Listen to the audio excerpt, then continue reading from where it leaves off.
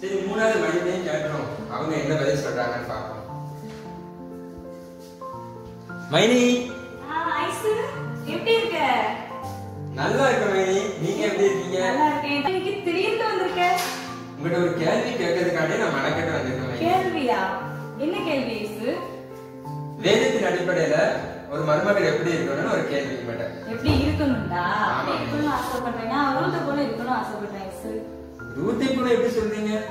Ruth வந்து தன்னோட கணவர் இறந்ததுக்கு அப்புறமும் தன்னுடைய மாமியார் வந்து விடாம அவங்க கூடவே அவங்க வந்தாங்க. அது மட்டும் இல்லாம கடைசி வரைக்கும் அவங்க கூட இருந்து அவங்க என்னென்ன காரியங்கள் செய்யணுமோ அதை செஞ்சாங்க. அது மட்டும் இல்லாம அவங்க சொல்ற ஒவ்வொரு வார்த்தைக்கும் கீழ்ப்படிந்து ஒரு குடும்பத்தையும் அவங்க கேட்டுனாங்க.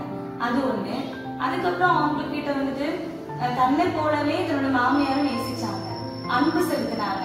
அந்த அவங்களே மாதிரி நானும் நம்ம மாமியார்த்தையும் சரி எல்லாத்தையும் சரி அன்பு செலுத்தணும்னு ஆசைப்படுறேன். சூப்பர் மைனி, அழகா பேசிட்டீங்க. என்ன பிரியமானவர்களே, இதை குறித்த வேதவசனம் சொல்லி ரூத் 2ஆம் அதிகாரம் 12ஆம் வசனம், உன் செய்கைக்கு தக்க பலனை கர்த்தர் உனக்கு கட்டளையிடுவாராக.